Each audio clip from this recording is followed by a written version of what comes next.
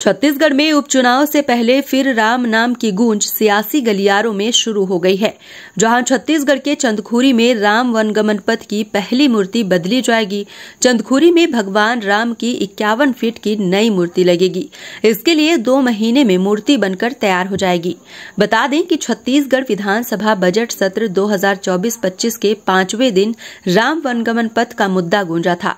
भगवान राम की प्रतिमा बदलने पर पूर्व मंत्री शिव डहरिया ने कहा कि बीजेपी भगवान राम के नाम पर जिंदा है।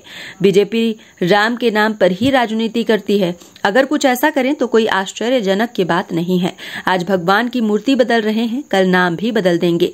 तो वहीं बीजेपी प्रदेश महामंत्री संजय श्रीवास्तव ने कहा कि जिन्होंने पिछले 5 वर्षों में केवल राम के नाम का दिखावा किया और चंदखुरी में जो मूर्ति लगाने की बात है, कांग्रेस के लोग चंदखुरी में श्री राम की सही तरीके से मूर्ति नहीं लगा पाए। आज बीजेपी पर सवाल खड़े कर रहे हैं।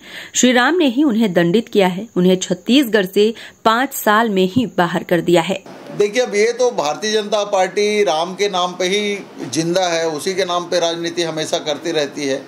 तो कुछ इस तरह का करे तो कोई आश्चर्यजनक बात नहीं है। कभी जरूरत पड़ेगी तो भगवान राम का नाम भी बदल देंगे।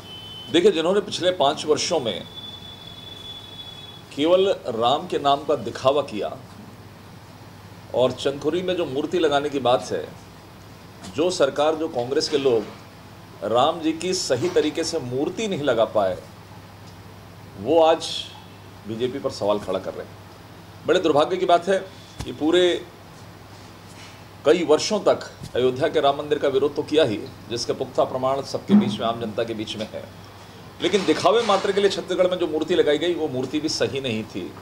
और इसलिए बीजेपी के शासन ने, विष्णुदेव साय जी की शासन ने इस बात का निर्णय किया कि कम से कम ईश्वर भगवान की जो मूर्ति है वो सही स्वरूप में लगे।